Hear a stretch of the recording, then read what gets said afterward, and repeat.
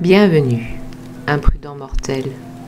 Quand j'ai évoqué dans les légendes urbaines l'histoire du boucher qui était adepte de distribution de viande humaine dans C'est la dernière que je t'envoie aujourd'hui, la plupart d'entre vous n'y avaient pas cru. Effectivement, c'était faux, mais j'avais fait la remarque que pourtant des personnes pouvaient bien disparaître dans le contexte de l'occupation, rapport à l'affaire Marcel Petiot. Il se trouve que je ne l'avais pas raconté. Ce sera chose faite aujourd'hui. Donc approchez-vous du feu et asseyez-vous. Écoutez l'histoire cruelle du docteur Satan.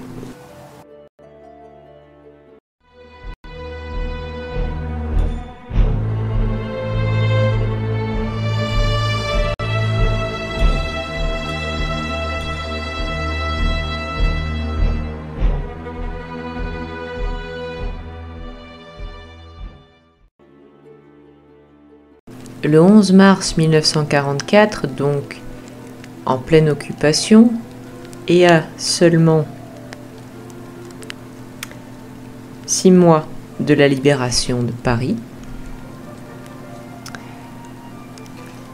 des voisins sont alertés par l'épaisse fumée noire sortant de la cheminée du 21 rue Le Sueur, ainsi que par l'odeur pestilentielle qui s'en dégage.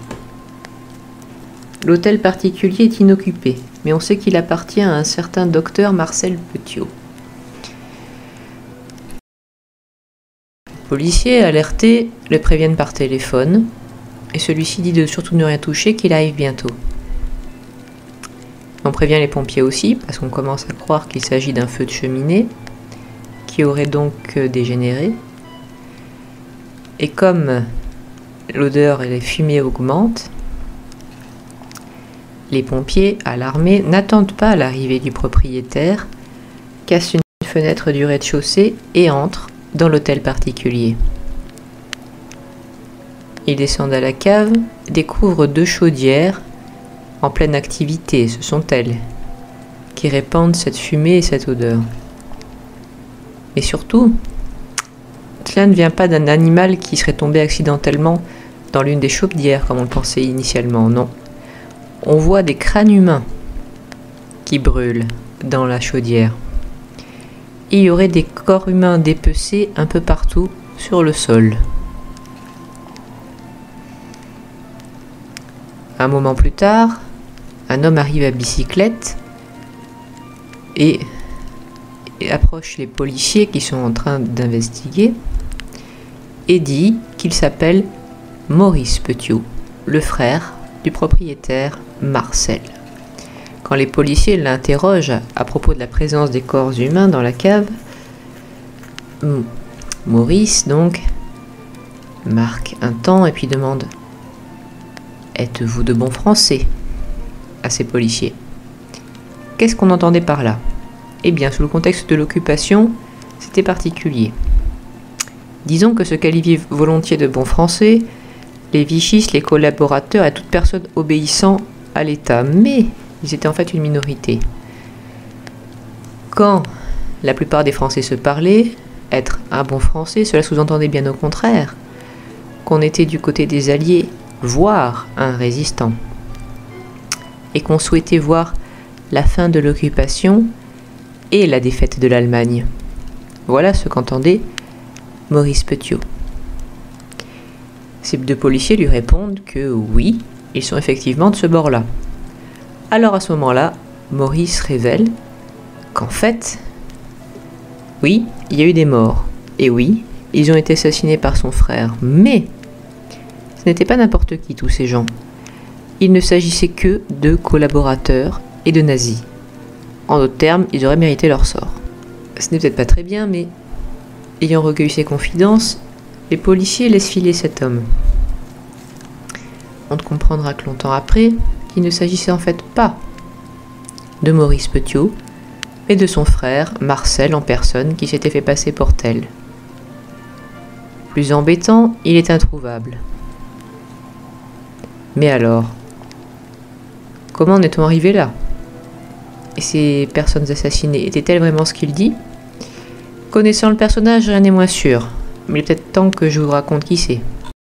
Marcel Petiot est né le 17 janvier 1897 à Auxerre. Il est l'aîné de Félix et Marthe Petiot, qui auront aussi par la suite donc Maurice.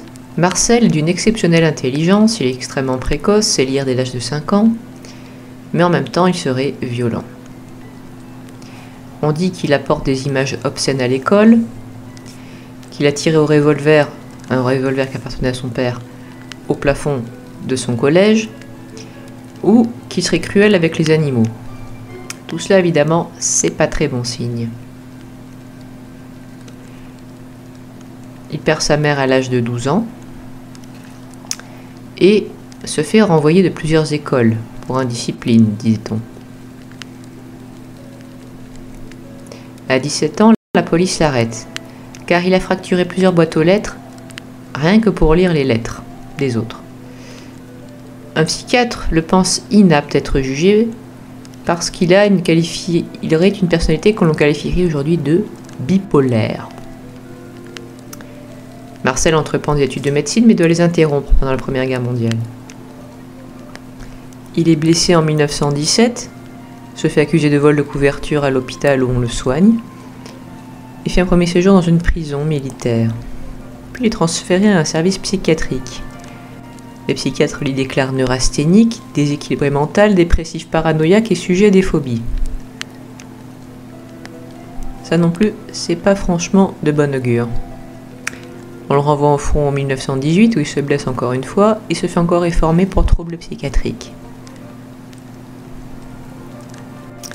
En 1923, une dernière commission conclut à son sujet à une psychose mélancolique, une obsession de la persécution et démence précoce.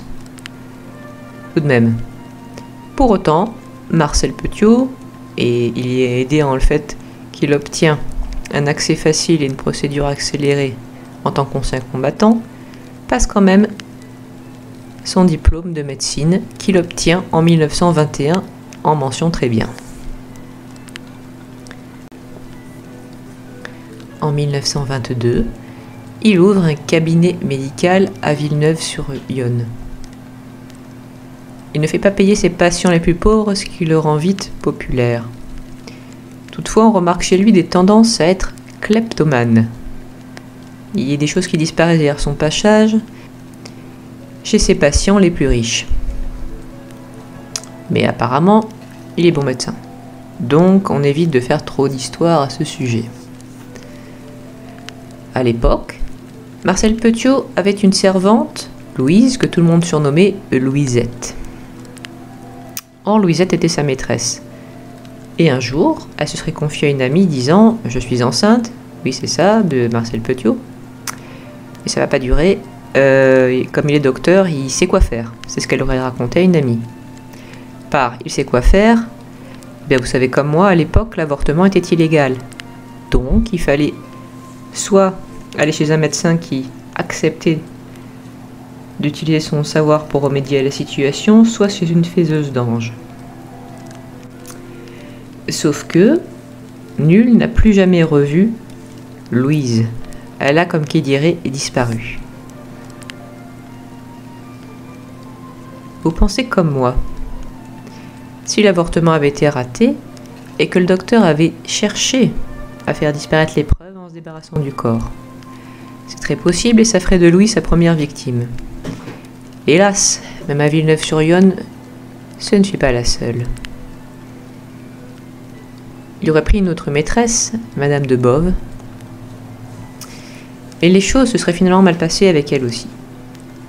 Là-dessus, un jour, on retrouve la pauvre Madame de Boves avec le crâne fracassé à coups de marteau et dans sa laiterie incendiée. Ça n'a pas suffi à faire disparaître le corps. Un témoin affirme avoir aperçu le docteur Petiot entrer quelques instants avant le drame dans la laiterie.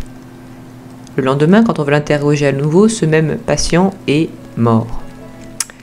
Mort parce que il était passé se faire une injection contre la douleur de ses rhumatismes chez Marcel Petiot, lequel était aussi le médecin qui viendra constater son décès et affirmera que c'est dû à un anévrisme. Comme c'est pratique. Dr Petiot est élu maire de Villeneuve-sur-Yonne en juillet 1926. Il se marie l'année suivante à Georgette Lablé, puis ils auront un fils en 1928. Mais Marcel Petiot accumule les délits. Il fait des fausses déclarations à l'assurance maladie et détourne des fonds. À chaque fois, son avocat réussit à lui éviter la prison ferme. Il est révoqué de son mandat de maire en 1931 et devient conseiller général, mais on le prive définitivement de tout mandat électif en 1934 parce qu'il a trafiqué son compteur électrique. Ajoutez-y les morts suspectes, et le docteur Petiot juge préférable de se faire oublier en s'installant à Paris en 1933. À Paris, Petiot ouvre un cabinet médical au 66 de la rue Caumartin. Il se vante de pratiquer des techniques voulues révolutionnaires à l'époque, comme l'électrothérapie. Il dit aussi être spécialiste en désintoxication, mais cela lui permettra surtout de délivrer des ordonnances de complaisance à des toxicomanes, sans risquer d'interpellation pour trafic de stupéfiants. Les tendances, en particulier kleptomaniaques, de Marcel Petiot le poursuivent. Parce qu'en 1936, il est arrêté pour un vol de livres dans une librairie du quartier latin. Sa défense: un génie ne se préoccupe pas de basses choses matérielles, et je cite. On le déclare aliéné mental, mais du coup, il est interné d'office à la maison de santé d'Ivry pendant 7 mois. Il est vu par 2 psychiatres, le premier le déclare délirant et irresponsable, mais le deuxième conclut un individu sans scrupules et dépourvu de tout sens moral. Libre le 20 février 1937, le docteur reprend ses consultations. Le 11 août 1941, après le début de l'occupation, il achète l'hôtel particulier du 21 rue Le Sueur. Il fait surélever le mur mitoyen, empêchant toute vue sur sa cour, et transforme les communs en cabinet médical. Il dépose des doubles portes, fait construire une pièce triangulaire avec un judas à sa porte, permettant d'observer qui est à l'intérieur, des portes qui ferment à clé. Il y a aussi un puits qu'il remplira de chaux vive. Je vous repose le contexte, c'était l'occupation. Et certaines personnes avaient besoin de se faire oublier, disparaître ou se retrouver à l'étranger, bien qu'elles n'avaient pas les papiers pour cela. Il y avait les juifs, bien sûr, mais il y avait aussi les malfrats. Parfois aussi les souteneurs, les prostituées, dont l'activité était mal vue. Alors, comment faire pour s'exiler sans les papiers? Il fallait alors s'adresser à ce qu'on appelait à l'époque un passeur, c'est-à-dire une personne qui avait de faux papiers et connaissait des personnes pouvant vous escorter jusqu'à la frontière. En 1942, le docteur Petiot prétend être un passeur à Raoul Fourier et lui demande, ouvrez les guillemets, des clients. Raoul deviendra un rabatteur, tout comme un artiste de music-hall d'ailleurs, Edmond Pintard.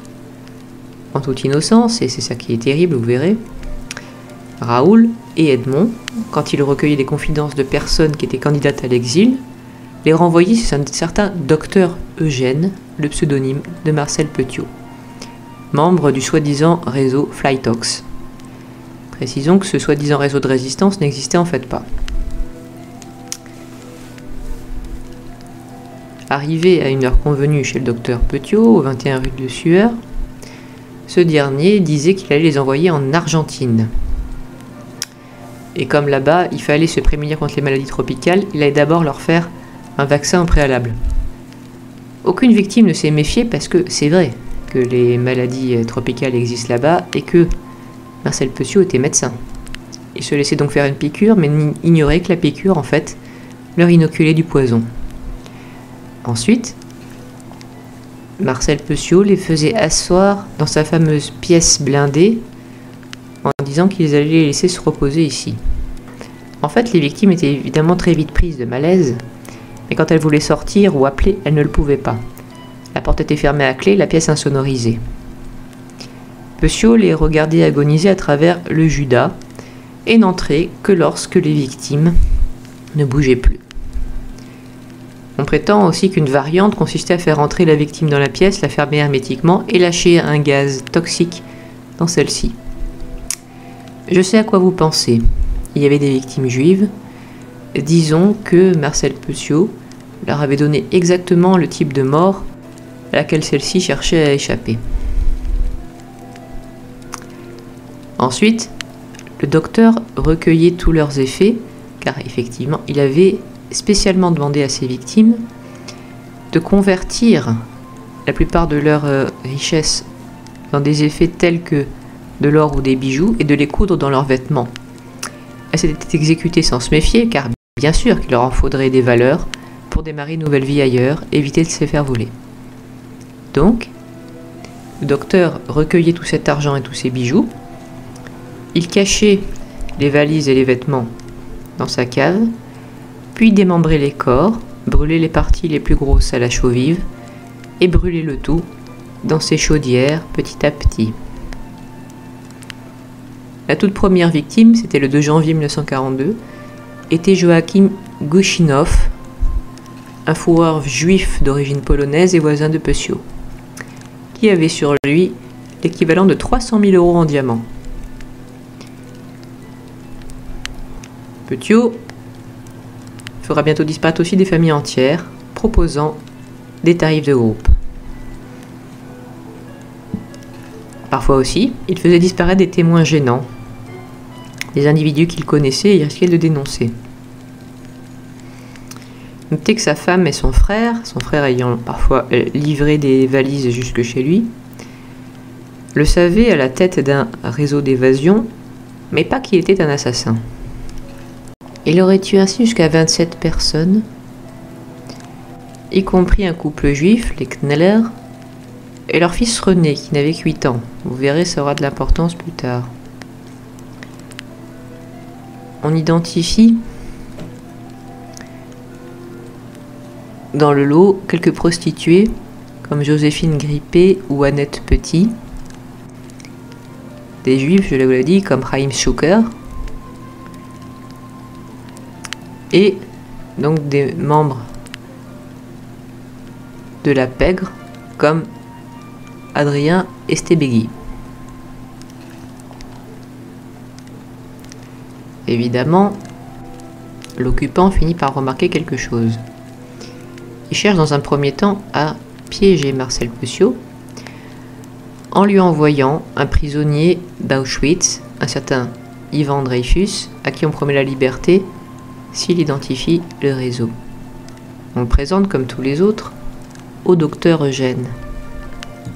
Seulement voilà, Dreyfus ne reviendra jamais. Comment il a fini, je suppose que vous le devinez. Les services allemands finissent par arrêter Fourier et Pintard, qui dénoncent le docteur Eugène, alias Marcel Petiot. Petiot est arrêté à son tour, enfermé à la prison de Fresnes, où il sera torturé pendant 8 mois, car on cherche à lui faire avouer qui sont ses complices. Il connaîtra le supplice dit de la baignoire, on lui limera les dents, on lui serrera la tête dans un étau, mais Marcel n'avoue rien et pour cause. Il n'y a pas de réseau, il est tout seul. Il ne dira jamais rien, forçant l'admiration des résistants avec qui il est enfermé et qui le prennent, cela c'est tragique, pour l'un des leurs qui l'encourageait et qui lui disait toujours « ne parlez pas ». Finalement, faute de preuves, il faut le libérer le 13 janvier 1944. Marcel Petiot décide alors de faire disparaître les indices compromettants et revient au 21 rue Le Sueur. Pire, quand il arrive, une voisine le prévient que son hôtel va être réquisitionné par les Allemands le 1er avril. À ce moment-là, le docteur n'a que 2 mois pour faire disparaître toutes les preuves. C'est peu de temps. Et il charge alors en fait trop sa chaudière. Voilà pourquoi ça fait plus de bruit, de fumée que d'habitude, et que cela alerte les voisins. Le 11 mars, 1944. Et je vous avais dit qu'après cette découverte, le docteur Petiot s'était volatilisé. En fait, Petiot s'était engagé dans les forces françaises de l'intérieur sous le faux nom de capitaine Valéry. Il deviendra médecin-capitaine, où il prétend s'appeler le docteur Wetterwald. Officier chargé de l'apuration des traîtres et des collaborateurs. On lance un mandat d'arrêt contre lui à la Libération, mais impossible de le trouver. Jusqu'en septembre 1944, où un lieutenant à la DGER a l'idée de publier un article dans le journal Résistance, qui n'était lu qu'en région parisienne, un article qui s'appelait Petiot, soldat du Reich. Il y prétendait que le docteur était un collaborateur. Celui-ci, croyez-le ou non, ne supportera pas la diffamation et tombe dans ce piège grossier. Il écrit une lettre manuscrite au journal pour rétablir la vérité.